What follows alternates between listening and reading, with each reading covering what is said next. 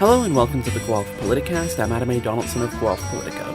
If this is your first time streaming or downloading the program, Guelph Politicast is an interview show where I talk to politicians, activists, and people of note making a difference or just making life in the Royal City more interesting. For previous episodes of the Guelph Politicast, you can find them on the Guelph Politicast channel on Podbean, or you can subscribe through iTunes, Stitcher, Google Play, and Spotify. Now today I talked to Abhi Kantamneni. You may know him as a PhD student and researcher at the University of Guelph, or you may know him as an activist and local political thinker. Part of that thinking and advocacy, though, has been generating interactive infographics that help people better understand big groups of data, like, say, the budget for the city of Guelph. $429.5 million is a tough number to wrap your head around, but seeing it on an interactive pinwheel, isn't that more fun? Making data beautiful is the topic of this edition of the Guelph Politicast. Now it's that time again at City Hall, slightly delayed of course because there was that whole municipal election thing a few months back, but the mayor and Guelph's 12 city councillors are about to be called upon to plan and prioritize Guelph's finances for the year ahead. You, the members of the public, will be asked for your feedback too, of course, and some of you will pore over the documents and wonder how much we spent last year on, say, water services, or maybe salaries for Parks and Rec. Say, how much did the city pay in salaries for Parks and Rec last year? Well, let's take a quick look. Oh, look, it was $13.2 million or 3.6% of the budget. How did I get that number so fast? Well, you can thank Abhi. Abhi Kantamneni, if you just know him from Twitter, is a PhD student at the University of Guelph studying, in his words, energy management in Ontario's social housing sector and its relationship with emerging governance innovations like community energy planning. Before coming to Guelph, he got 2 Masters of Science degrees from Michigan Tech in computer sciences and physics, and while living in Michigan, he co-founded My Data Labs, which helps nonprofits analyze data, synthesize knowledge, and visualize information, and whose mission is to advance public data literacy, encourage civic engagement, and promote informed decision-making. He was also named one of the top 40 under 40 energy transition leaders by Midwest Energy News. But now, as a proud Guelphite, Abhi has made himself heard on local energy issues, advocating to both City Council and to Guelph Member of Parliament Lloyd Longfield. On the data side, he made a splash during the municipal election campaign with an interactive ward map that collected data on all candidates from both local media, advocacy groups, and the candidates' own websites, and this even though he wasn't able to vote in our election. After that, he turned his attention to last year's budget, which is a timely topic given that those deliberations start this week. So on this week's edition of the Guelph Politicast, I talked to Abhi about his interest in municipal data and the differences in how people can learn visually with a graph instead of a spreadsheet. We also discuss how much time and effort he puts into creating those infographics and how those infographics come together in a technical programming way. We also talk about the imperfect way the city shares information, the reasons why City Hall might not be able to do the things he does, and what other data sets he might like to tackle next. So I caught up with Abhi Kantamneni before the holiday break in studio. Abhi Kantamneni, thank you so much for joining me today. It's a pleasure. We're here to talk about this one of these little projects you do that you seem to enjoy data and city information and politics and things, but you're technically, or vocationally speaking, you're doing your PhD here at the U of G in geography. You're doing like computer stuff on the side. You're doing political stuff. Describe for people how these 3 things intersect into your life. And oh boy, that is a deeply existential question. Let me take a stab at this, right? Okay. So I'm an electrical engineer, and I have a master's degree in physics, and I was working on my PhD in computer science at Michigan Tech. And when I, as a part of my project, I was working with the U.S. Army Research Labs on this really beautiful project about how buildings could communicate with other buildings and send energy back and forth and all that. And I lived in a place that had what we now call high energy poverty. So a lot of families that couldn't really heat their homes adequately, and a lot of older people, hard to reach communities and that sort of thing. And I wanted to, I use this often and deepen my sense of belonging with the place through actively participating in local problems. Mm-hmm. So the problem of my community in Michigan, where I lived, was grappling with energy insecurity, energy inequality, and I thought, let me take my skills and talents and apply it to something else. And we started this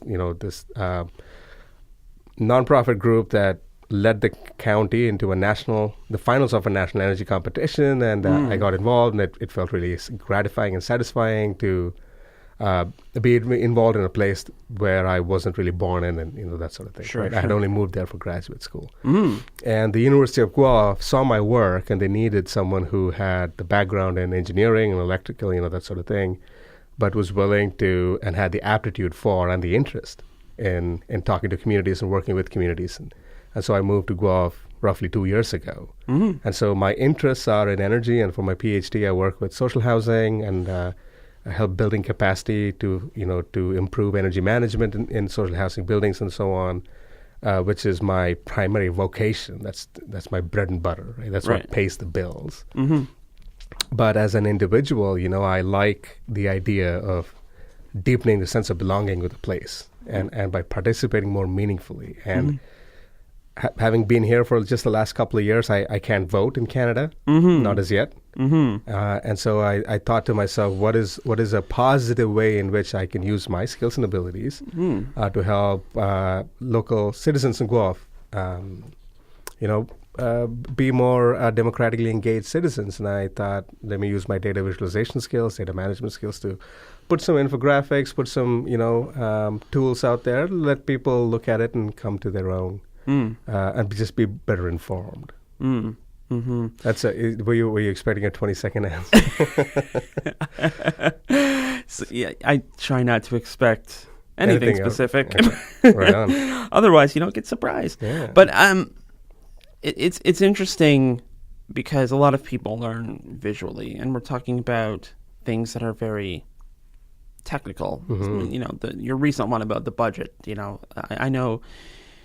Reading the actual words on the page and the numbers, when those documents come down, I spend more time on breaking down that stuff than I do, something like a sign bylaw variance or something like that. In your experience, sort of breaking this down, what is the difference to people in terms of when you go to the effort of visualizing a data set versus just like giving them the hard numbers? Yeah. What is, in terms of the effect, in terms of how people learn in your experience, how does that help, being able to see how the data is all laid out versus just being told it? That is a fantastic question, because that is what motivated me to create this in the first place. I sit on the boards of a couple of different nonprofit organizations, and a part of my responsibility is looking at budgets. Mm-hmm. And most of us are not accountants, right? for better, for better or for worse. And every time I look at this spreadsheet, my eyes glaze over, Adam. I can't, and it's difficult enough when you're looking at your own personal budget. Yeah. Now, when you're looking at an organization, especially something like the city of Guelph, we're dealing with almost $500 million, in money. There's, one level, which is the service area. Broadly, where are we spending our money? Infrastructure or, local boards and stuff like that. And then it's further broken down into the specific departments.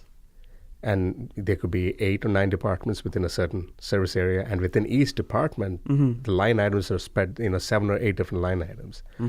So when you look at a page and it's full of numbers, what your eyes are really looking for an average person, right, is what actionable insights am I getting out of this? What do I need to know? Right. What I want to know is my city prioritizing our money, tax dollar money, in a way that aligns with my values or my visions, the way that I want the city to do, right? So that's what you're trying to get out of it. Right. But your brain gets lost in the numbers and the columns and the words. Yeah. Indirect costs. What does that mean? I don't know what that means. By the time you're trying to figure all this out, you lose interest. Yeah. and B, you lose insight, and you're left with just feeling frustrated.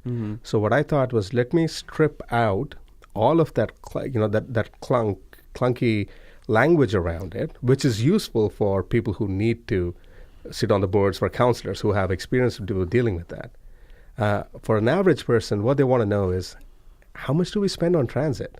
Right. How much do we spend on police services?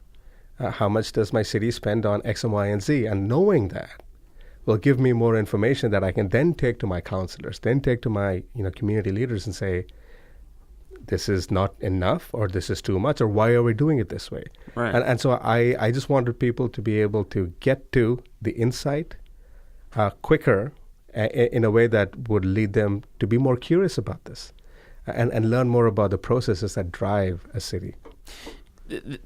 We obviously can't show people, this is audio, but if we visualize it, it's 3 circles. The innermost circle is the different areas, local boards, service. It's the big categories. The big categories, and then as you go further out, you get into the various splits, like public transit. And then in public transit, you get salaries and benefits, and as examples. I guess what I'm wondering is the design aspect to this. How do you come up with? How do you go from I need to present this information to this is how I present it, or is this like sort of standardized? Is this something that maybe we should be thinking? Maybe we should produce this every year, and it's an easy way to sort of visualize things. That's a very good question. A lot of this comes from just trial and error. First, I experimented with what are called tree maps, which is basically you take a big square and you put smaller squares to say, okay, here's service area is this percent, so you get a visual. And then once you click on, then you drill down into the next level. You drill down into the next level, right? So what that does is that would be useful if what you're trying to do is representing each level in proportion to itself. So what percentage of my total budget is local boards? That'll give you a quick visual summary. Once you go into local boards, it'll say, then you'll know what percentage of my local boards goes to, let's say, the police board, for example. And so you get insights at those levels.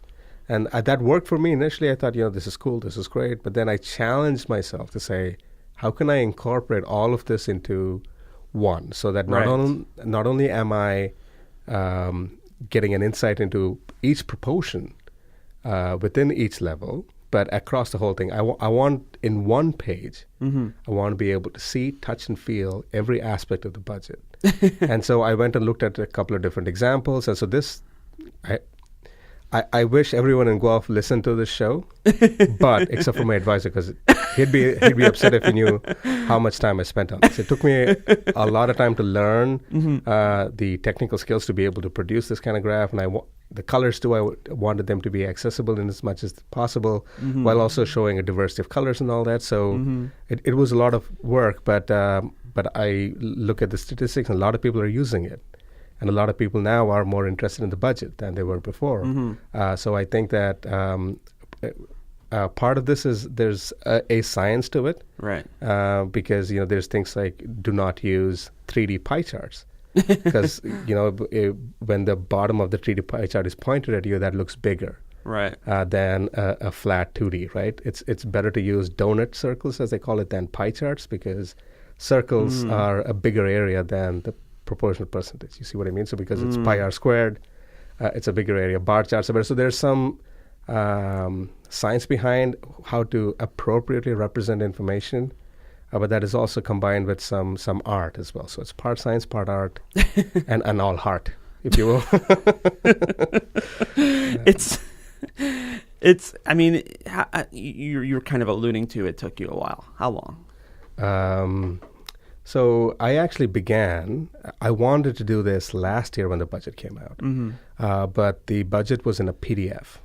Yeah. It wasn't in like an Excel spreadsheet. So I would have had to manually input every single data and convert it into a spreadsheet that I could use. And I tried spending a couple of hours doing it, but I lost interest. Who has that kind of... Yeah, I mean, right. But then recently what happened was the city actually did, in my view, a really good job of making more and more data available through the open data platform. Mm-hmm. And I was looking for things to visualize, and I saw that they had uploaded last year's budget, the 2018 budget, in a format that was relatively simpler to use than the PDF. Mm-hmm. And so once I had that data in my hand, it took me a better part of 2 days to put it in this format, to learn how to put it in this format. And it took me 1 day to put it in a format that I was using before with the tree maps I was telling you about. Mm-hmm. So yeah, it's 3 days. Well, that's not... I don't know anything about this, but 3 days doesn't sound too bad. Yeah, I spent 3 days building, 3 weeks, no, more than 3 years building the new Politico site, so it's... I understand. In the grand scheme of things, right, 3 days is not a big deal. But, right. The clock is ticking and we Sure. all live finite lives. To what extent can you and I spend our time on passion projects Sure. that may or may not lead to, some sort of compensation, right? And I know that word is, but the way I look at it is that I get a lot of emotional fulfillment out of this, as I'm sure you do, doing the show for free. Well, I'm I see you nodding, but trying to change that, but I know what you mean. Yeah. I wouldn't do it if I didn't love it. Yeah, exactly. And, I... Like if I sat down and said, 3 days and how many billable hours is it? And oh my God, if I'd spent that time doing consulting or something else. Because there are people who, I've been approached by a bunch of different people who want me to produce similar things for them.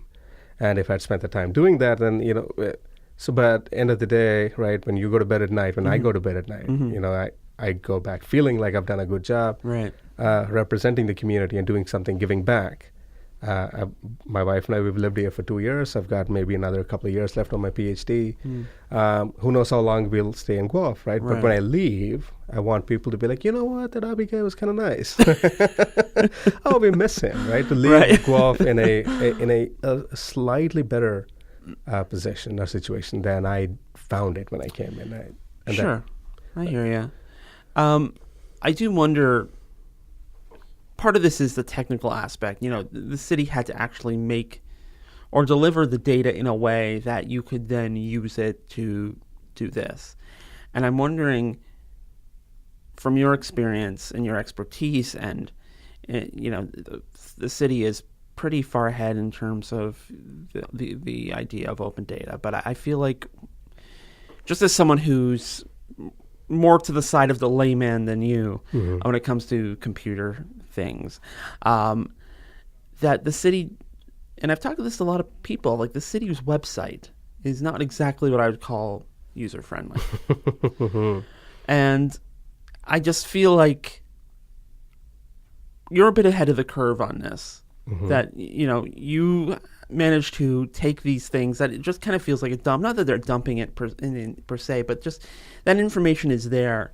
But someone like you comes along and makes it usable in a way that I can appreciate, or in the way that people who aren't reading council agendas can appreciate. I actually sat down with some Guelph city staff when I first moved here, and to ask them about the open data platform, because I think if I'm remembering correctly, the city had spent a lot of effort in setting up the platform, but in my view, the platform at that time wasn't populated with enough data. Right. When you compare it to cities like Toronto or a bunch of other things, it wasn't.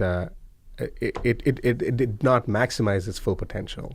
Right. And I think this is a couple of years ago, so take all of this with a grain of salt. Things might have changed, but it was that there really wasn't a mandate within the city to make specific data, open data. Right. There wasn't an open data team, for example, right? So teams were, out of their own interest, were putting data out there for people to consume. And I think it's a bit of like an iterative cyclical process. If you're a city staff, you put data out there, no one is using it. Next time around, do you really feel like going through, if it's not a part of your mandate, it's not a part of your work plan? I can understand why it might not be populated. So part of my goal too, is to take what Data City has already put out and to create things like this out of it in a way that city staff feel like their work is being multiplied. Right. in creating value. And I think that's a good relationship to have. I had a conversation with a few people, and every time I put something out like this, people ask me, why doesn't the city do this? Yeah. And I think that's a fair question, and I think that city doesn't have to do it. No. I think the city I think if the city focused on putting more and more data out there, I think people like myself and people who have a passion in this and interest in this can work with them, Right. to create stuff for the communities. And there's ways that we can partner formally or informally. But I think if I had to divide this and say who does what, Right. I would like the city to make more data available. Transit data, for example. We all pay for it, and wouldn't it be nice to see the heartbeat of a city, right, where people get on every day, visualized through the day. That's the lifeline of a city, right? I can hear that, I can see that in my eyes, and if we had that kind of transit data publicly available, Toronto makes this available. There's no, how many people get up on a particular stop and stuff like that. So this is data that the city already has. But we haven't really gotten around to making that publicly available. A part of that is that I don't think there's ever been a demand, Right. or there's never been in a way that it's been put to really good use, and that's what I'm hoping to change. Is what people really like this stuff. So maybe I can sit down with council or someone and ask to see to give staff a mandate to make more data available. That's part of what I am hoping to do. Right. Because I feel like one of the biggest barriers to people getting involved is a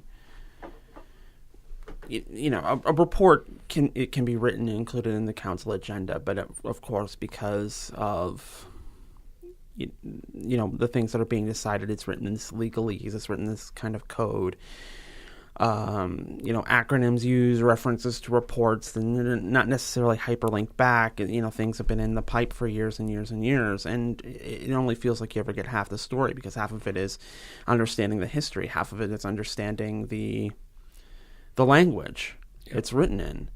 And I feel like what things like what you've done do is take out that, take out that barrier. Because you've put in the time and effort to understand that, but you've managed to present it in a way that you don't have to be, as you said, an accountant to get, or even the election map you did, where it's just this one, and of course you have. We're talking about an election. You included a lot of the coverage and links to Politico pages, links to Guelph Today and the Mercury and all that, and maybe outside of the expectation to think that the clerk's office would do something like that, but something like that again makes I want to find out more about who's running in my ward, and then it just you go that one stop. I got a lot of emails and positive feedback on that one, both from candidates, which definitely thankful for, but a lot of voters too. They said, I really couldn't wrap my head around how many people in some wards, like Ward 1, there were 8, 9 people running. I remember. And your your questionnaire was really good. It had a lot of information. I know my wife used it to make her decision when she went to vote, and part of what I was trying to do was, most people don't know what ward they live in even, right? And so that's where you need to begin. Right. By the time someone gets to your page, I would say they're an advanced voter, because they already know that they want to vote. They know who the candidates are. That's a great point. And they know where to go to get more information. Yeah. How do I communicate to most people in my life, frankly, who don't know what ward they live in, don't know when the election is even, and are trying to make a decision within a half an hour time spot. So I thought, so the map came out of an effort to try to consolidate all of this information in one place. And every time I put something out like this, I learned something new about how to develop and improve these tools, right? So I'm improving my skills at the same time where I'm putting this out. And it makes me really happy to participate in that way in my new home in Guelph now. It's so interesting to even the city's own sort of elections website assumes you know what ward you're in, but I guess maybe it's a way of looking at things, and Since I spend, every Monday, every week at city council, I guess I'm part of that culture now too, where I assume people know who their councilors are, what their ward is. But of course, the city's steeped in that culture too, because they know who represents what, and maybe that should be the first thing we're thinking about. The election website in 2022 is like the homepage. When you go to guelph.ca/vote, should be a member of the city. And where do I live? Well, I know I live over here, so that means I live in Ward 4, and you can click on Ward 1 and away you go. It's interesting to think about this from the outside perspective. You and I are neck deep in this, right? Like, if I asked you, you'd probably recite all the 39, 40 people who ran for election in which ward. And maybe not in alphabetical order, but I probably could. But most people are not. Yeah. Like you and me, Adam, you'd be shocked to know. What? So it's interesting that you say about the city data, because the other thing about the cities is that they only use the information that candidates filled in when they filled out the form. Mm-hmm. And most candidates do not have their social media pages set up. Right. They don't have their website set up. They don't even list their phone number and contact information. I got all of that from your questionnaire. Uh-huh. And so because by the time they get to filling out your questionnaire, it's closer to the election, and they've got their machinery set up, they've got their social media account set up. Interesting. So if someone actually was going to the city's website and figured out what ward they were living in, they still wouldn't have adequate information, because that page is not updated after the last date after which people turn in their applications, and that's 4 months before the election. Huh. And so it's not current information, and you would have to Google someone's names, get to their website. Think about the journey and discovery process, right? Well, think about someone with an ordinary name like, Dan Gibson or Barbara Mann, which there are more than a few. Oh, for sure. And by the time, at every step of the way, you're adding more complexity and you're adding more reasons. So we call this, in computer science, you call this a funnel effect. Mm-hmm. So at each level, more and more people drop off. So by the time you get to the end, only 2% of people have figured out who's running in their ward. Right. And the other aspect of this was, too, that school board candidates. Not many people know that they can work for school boards, people who don't have kids. I didn't know. Yeah. My first version of the map didn't have school board candidates because I couldn't figure out technically how to fit it in. And then a couple of school board candidates emailed me and said, hey, man, look, we are already being left out of a lot of debates.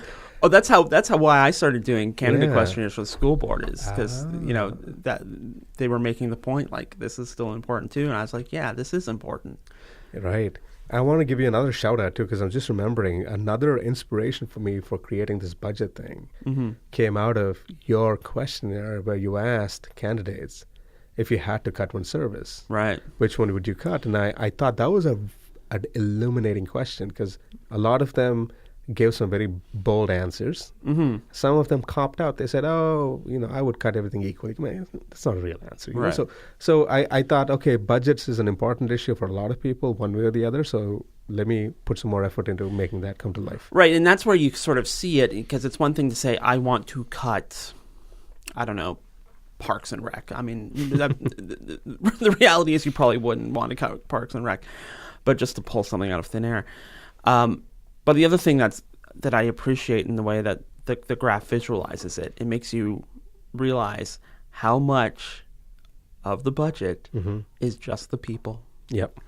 And so when you talk about cutting, you're usually talking about cutting people, because you can cut like the toner budget or the office supply budget, but it's this little hatch, little sliver on the outer ring. You probably don't even notice it. Yeah. Right? When you go hover over this thing.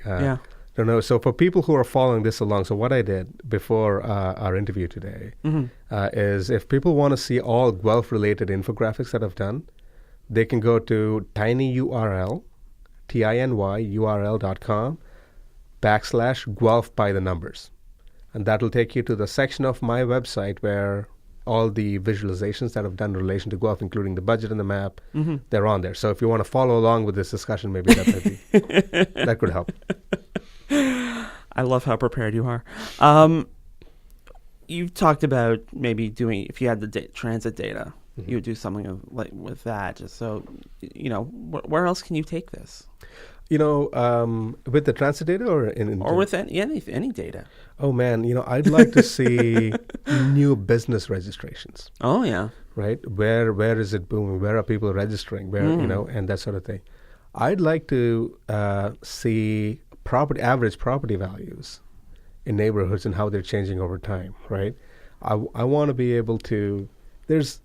And I want to position myself in a place where people can tell me, "Hey, Abhi, I want to know this about our city. Mm-hmm. How can we bring that to life?" Mm-hmm. And I work together with teams. So I have the technical skills, and I have certain visions of what I think people want to see, and so far it's panned out.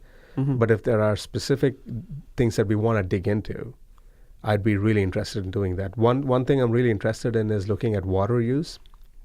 How much water do different entities in the city consume? How much does the municipality consumes? I know that the city has done a lot of work on water conservation and that sort of thing. And we have in this city we have a lot of energy around water use and who's using how much water shouldn't they? Mm-hmm. I like to look at what the numbers on that look like, because that I think will inform us on. Because I'm yet to see imagine this budget like graph. Mm-hmm. But for water. Mm-hmm. I've never seen that. I can't picture it. I don't know what that looks like. Mm-hmm. And that, I think, would inform the extent to which I participate in certain, discussions around water use in the city. So that's one example. Right. Transit is another example. I've always said that you can look at the transit map of a city and it'll tell you about what that city values. Right? Mm-hmm. If you see a single line going from north end to south end and that's it, well, that tells you something about a city. Right. If you see a hub and spoke system with restaurants and stuff on the outer edge, and that tells you something about the city. I'd like to look at what Guelph's heartbeat looks like with the transit. So there's, man, I don't know how much if you have days, I can go on and on. But my quick summary would be that I am interested in using data as a tool to tell the story about Guelph and help people connect better with Guelph. And anyone who's out there who's got data, who wants to sit down with something specific, city staff, councillors, anyone, I'd be more than happy to work with them. Well, there you have it. Abhi's open for business. Yeah, and man, okay, so this is, I don't, I'm a graduate student. I'm an academic, and my PhD is largely funded by taxpayers, and so the way I think of myself as an academic is that I feel that I have a greater responsibility to the community that I live in, mm-hmm. and in a way that I feel that universities should take that up. And I know the University of Guelph does some of that, and we have improved lives as our motto. Yeah. But I think as a personal, individual responsibility, I see my role in this city as someone who helps the city be a better version of itself. Mm-hmm. And so when I say I'm open for business, you don't have to call me and pay me $30 an hour. Just come chat with me, and then we'll see how And if the data is interesting enough and some project that I'm passionate about, we can work together. All right, you're a gentleman and a scholar, Abhi. Thanks a lot, Adam. Let's see. Look, I want to tell you this too, Adam. All that you do for the city in terms of, with all your interviews, and especially around election season, sitting through hours and hours and hours and hours and hours and hours of council meetings, tweeting them all out and stuff like that, you provide an exceptional value to the city, and the city wouldn't be nearly as fun and as engaging for me if it wasn't for you going out there doing your stuff too. Okay, so I want you to be appreciate that. Thank you. Appreciate it, and I want to thank you for all the services that you have. And I know for a fact that this is, is this. I mean, we can talk off air about your business models and how you want to change all of that, but I know that you're not in this for the money. Yeah. And so in that way, I think you and I we share a lot in common, right? Yeah. You're a better dresser than I am. I just got back from Ottawa, so yeah, this is not how I usually dress. Fair enough. Yeah. All right, Abhi, you keep on graphing it, and I'll keep on tweeting it. Hey, thanks a lot, man. Thanks for having me. Thank you. And once again, that was Abhi Kantamneni. You can find more about his work, political and academic, by checking out his website at abhilaskantamneni.com/portfolio, and that includes his budget infograph. If you'd like to interact with Abhi, you can find him on Twitter at AKANTAMN.